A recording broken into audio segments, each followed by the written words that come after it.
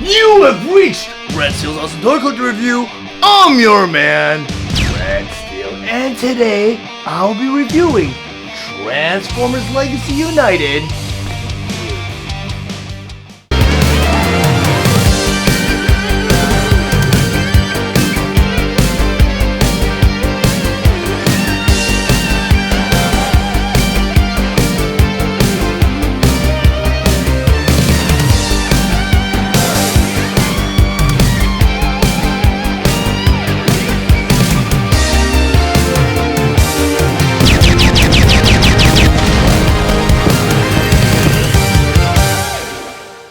Transformers Legacy United Autobot Gears. But before I get to the actual review, I just want to go over some of the awesome details on this packaging. Up front here, the tube display window showing you both the figure and all its accessories inside. In the corner here, you have the 8+, which is the age requirement for this figure. Near the corner here, you have the Takara Tomy Transformers Generation logo. Alongside here, it says Transformers. In the middle, you have this beautiful illustration of Autobot Gears in his truck mode. And over here, it says G1 Universe Autobot Gears. And below all that, you have the Transformers Legacy United logo. In the corner here, you have the Hasbro emblem. And down here, it says it is a deluxe class figure. Then top of the packaging here, you have the Transformers Legacy United logo. And the side of the packaging here, you have two more cool illustrations of Gears in his robot mode. The other side of the packaging here, you have this fantastic montage of all the Transformers in Legacy, starting with Wingblade, Tidal Wave, and Megatron. Below all that, you have Magmatron. On the side here, you have Chase, Bumblebee. In the middle, you have Optimus Prime. Then down here, you have 40 years of Transformers. In the back of the packaging here, you have all of the figure's features, such as Gears in his robot mode, Gears in his truck mode, and over here you have Gears with this panel open as featured in one of the episodes, Changing Gears. Transformers Legacy United Deluxe Class G1 Universe Autobot Gears. Autobot Gears was released on April 13th, 2024 with the suggested retail price of $24.99, and he was available at all major retailers. Autobot Gears was released along with the other Transformers Legacy United Deluxe Class Wave 2 figures, Chromia, Shard, and Animated Bumblebee. Autobot Gears is a Generation 1 inspired figure that converts to his truck mode in 12 steps. His accessories include his blaster and instructions. Autobot Gears stands 5.5 inches tall and he is meant for fans ages 8 and up. I'm going to go ahead and convert Autobot Gears from his robot mode all the way to his truck mode. But the first thing you're supposed to do before you transform any of your Transformers, you want to remove all the weapons and accessories. I want to take his blaster now, unpeg it and put it off to the side. Because step number one, you want to take his arm and you want to fold it in just like that. Again, you got the double jointed elbow right here. You want to fold it up just like that. Step number two, you got a hinge joint right here in the bottom. This chest panel. You want to put this chest panel all the way down just like that. Step number three, you got these arm pieces right there and right there. You got a swivel joint right there and right there. I want to bring these arm pieces on the inside of the chest, just like that, and just like that. Step number four, you want to turn gears all the way around. Get this backpack right here. You want to go and bring that backpack all the way down, just like that. Step number five, in that backpack, you got two wheels right there and right there. You got a hinge joint right there and right there. You want to go and flip those wheels out, just like that, and just like that. Step number six, you get this whole backpack right here, you want to bring it up, but you got a series of tabs and portals that need to kind of meet with each other. The first tabs are on his back, right there and right there, and the portals are right there and right there. The second series, the tabs are right there and right there, portals are on his shoulder, right there and right there. So you want to bring that first one up, you want to make sure they tab into place just like that. Then the second tabs and portholes should go right into the front of the truck, just like that. Now for step number seven, you want to turn gears all the way around. The back of his leg, get these blue pieces right there and right there. So I want to flip them down, just like that, and just like that. Step number eight. Step number eight, you just want to go and bring the leg and bend it right at the knee, just like that. Do that to the side, take this leg and bend it right at the knee, just like that. So step 9, let's go ahead and bend the knee all the way in and kind of bring it into place just like that. do that to this side, spin it all the way in, just like that. Step number 10, you want to flip gears all the way around. You get this red panel over here. You want to flip that panel up just like that. Step number 11, you want to bring this panel all the way down. You want to have this back panel all the way in, just like that. For the 12th and final step, you want to flip gears over. You got these wheels right here. You want to flip them out just like that, and just like that. And now you have gears in its full truck mode. But they have gears in this truck mode, and on my display table, so I want to go over some of his plate features and accessories. First by talking about his blaster. According to the instructions, there's a way to arm gears while he's in his truck mode with this very blaster. Beside this blaster, you have a 5mm peg. On the side of his truck here, you have a porthole right there and right there. And the instructions tell you you can plug that peg right either one of the portholes, and now you have gears armed in this truck mode. Pretty cool feature. But there's also an undocumented way to arm gears while he's in his truck mode, and it's on the package out, which I'm very surprised they excluded this from the instructions. You go ahead and you unpeg the blaster from the side of the truck. On his roof now, you have two portholes right there and right there. Take that blaster now and just plug it either one of those portholes, and again you have gears armed in this truck mode. Pretty cool feature, I like it, but I'm not a big fan of displaying my Transformers in their vehicle mode while they have weapons. So I'm going to go ahead and take this blaster off, put it off to the side. I'm going to go and talk about gears. I really dig Gears color scheme. I loved it when they did that in the original toy where he had that blue truck and the red. It was really nice color scheme. Another cool touch was, and this was a change because they got away from chroming in the newer series. They went with this metallic silver paint. You got it on the grill, above the headlights, and even on the hubcaps right here. The wheels do roll, and they don't roll too well on my surface here. And it's nice too that they have the body's kind of far off the ground, so you're not going to cause any mold damage to the bottom of the car. So you have no fear of doing that. So you can actually roll him around. He's actually a functioning toy car. Really nicely done.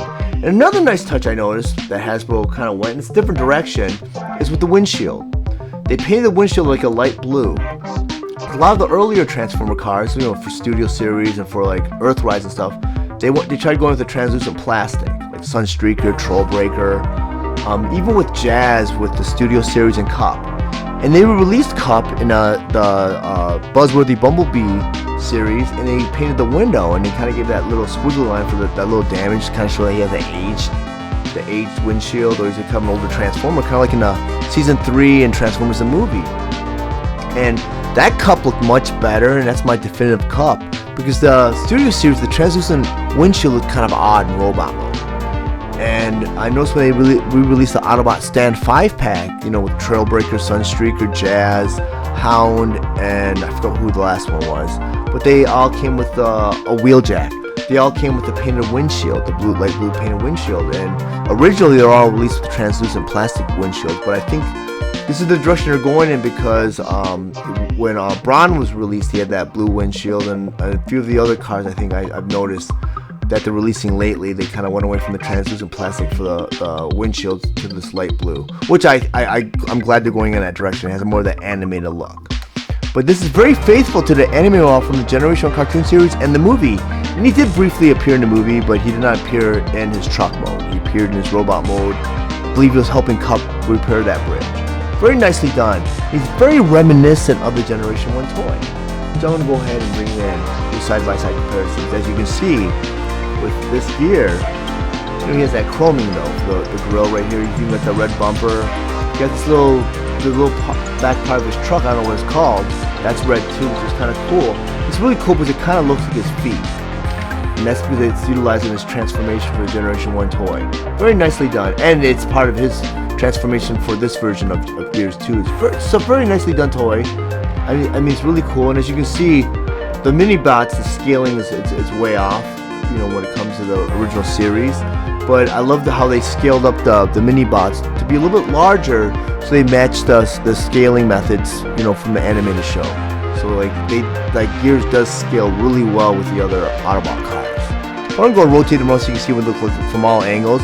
I'm just really happy with Gears. He's very hard to find though. I don't know if they short packed him or whatnot, or just people just picking him up, but he's just a great figure.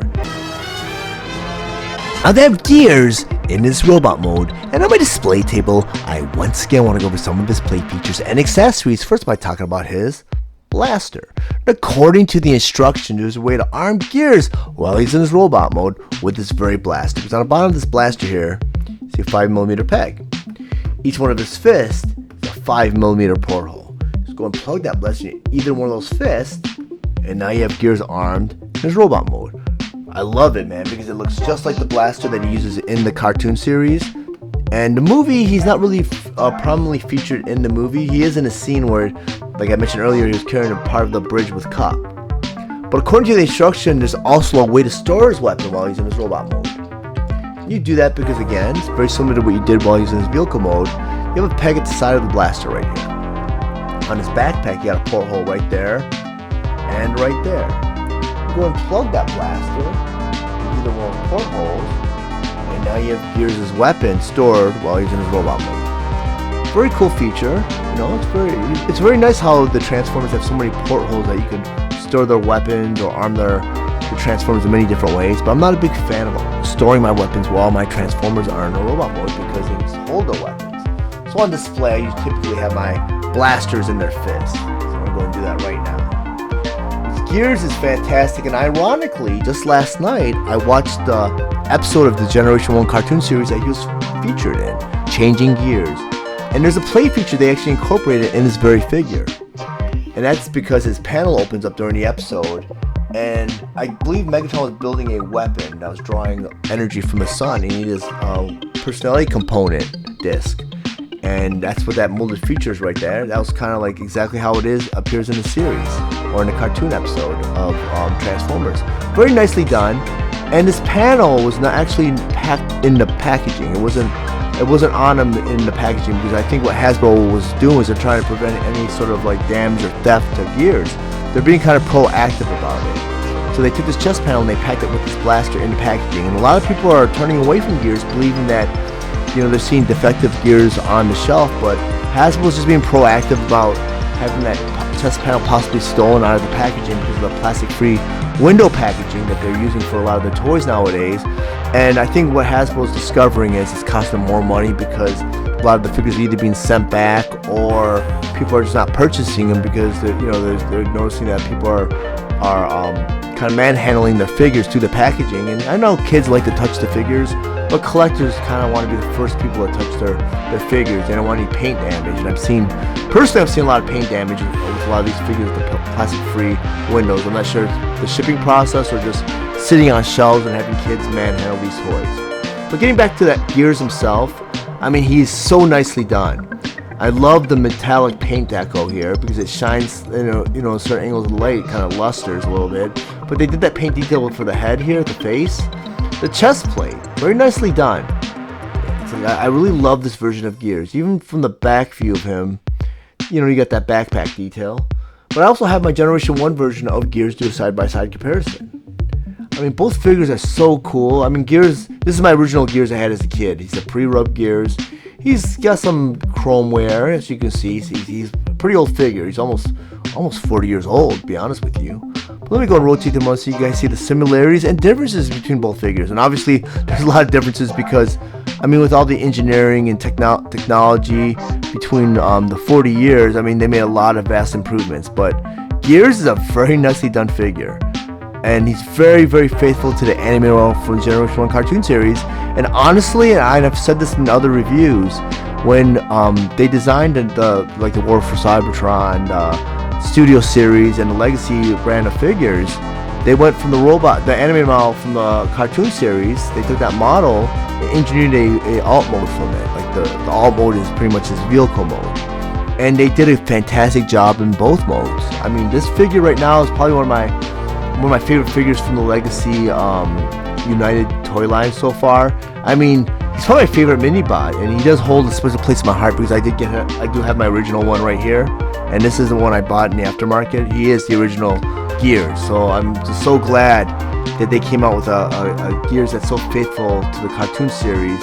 And I do own a Thrilling 30s. I couldn't find it for this review, but I'm going to rotate them around from all angles so you guys see what it looks like from all angles. Great figure.